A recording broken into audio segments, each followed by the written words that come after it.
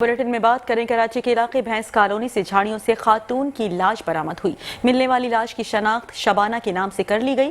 Police ने लाश को अस्पताल मुंतकिल कर दिया गया, जबकि पुलिस के मुताबिक लाश कई रोज पुरानी बताई जा रही है। आपको बताते चलें, कराची के इलाके भैंस कॉलोनी से झाड़ियों से खातून की लाश बरामद कर ली गई, जबकि मिलने वाली लाश की शनाख्त शबाना के नाम से बताई जा रही है।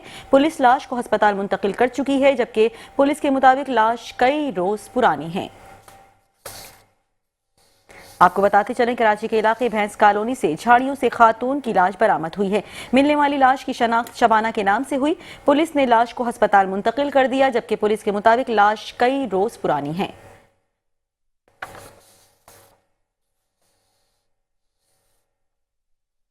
कराची के इलाके भैंस कॉलोनी से झाड़ियों से खातून की लाश बरामद हुई है। इसी हवाले से कुछ मजीद बात करेंगे नुमाइंदा Metro One News Usama Shah से। उसामा शाह, आगाह कीजिएगा।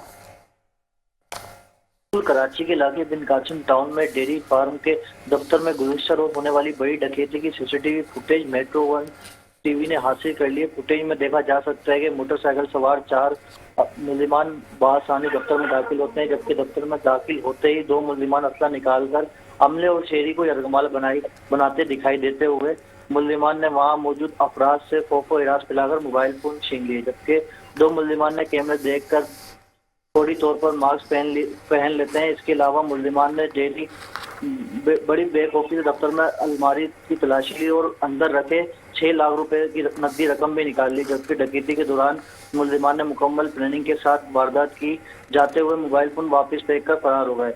इसके अलावा पुलिस का कहना है कि वीडियो में मौजूद चेहरे और हरकत और मोटरसाइकिल की